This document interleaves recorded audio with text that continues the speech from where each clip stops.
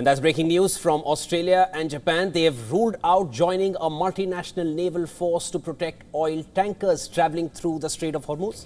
Now, U.S. President Donald Trump had earlier urged allied nations to help form a naval coalition to police the vital shipping lane. He had again warned these allies, but Australia's Infrastructure Minister Catherine King has said that Australia will not send ships to the Strait of Hormuz. Japan has also said that it is not considering maritime security operations. Japanese Defense Minister Shinjiro Koizumi told Parliament, in the current Iran situation, we are not at the moment considering issuing a maritime security operation. That's the big development we're tracking for you. Australia and Japan, they have both ruled out joining a multinational naval force to protect oil tankers traveling through the Strait of Hormuz. And the US president had initially urged allied nations to help form this naval coalition to police the vital shipping lane. But of course, Australia's Infrastructure Minister Catherine King has said that Australia will not send ships to the Strait of Hormuz.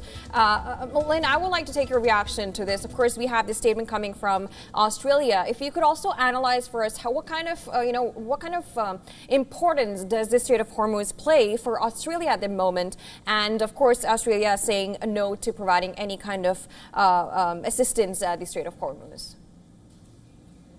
Well, just because Australia is a long way away on the other side of the world doesn't mean that it's not important. The Australian economy is also oil and gas reliant, just like everybody else. Prices have been spiking here since the war started 2 weeks ago by about 20% at the pump and will go higher. Speculation is also going to be a part of that. That Australia has aligned with Japan and also with the United Kingdom in saying we're not going to get involved militarily here is going to be very popular with the people at home. And when it comes down to it, a government survives at its own ballot box. The message has to be to the domestic consumer and the domestic voter. And I think that this is going to be popular here. It's going to be popular in the UK and popular in Japan. And then we have to wait and see what will happen in Europe, where very serious and concerted diplomatic efforts are going on. Whether or not this means that Trump is going to be isolated, we still have to wait and see. But this is very much his war. He didn't tell anyone he was going there. And so at the moment, everybody wants to be wary and covering their own backs before they'll cover his.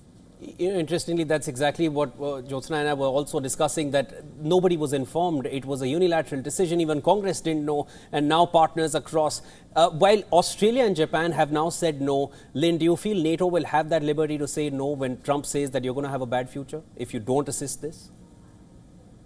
Yeah, NATO is NATO is nothing without the United States. I think we all know that. So let's wait and see. But, the diplomatic efforts of the NATO allies will go on in coming days, and something may happen. I mean, the Indian diplomatic effort with Iran has already paid off with 2 oil tankers coming through the strait for the Indian market.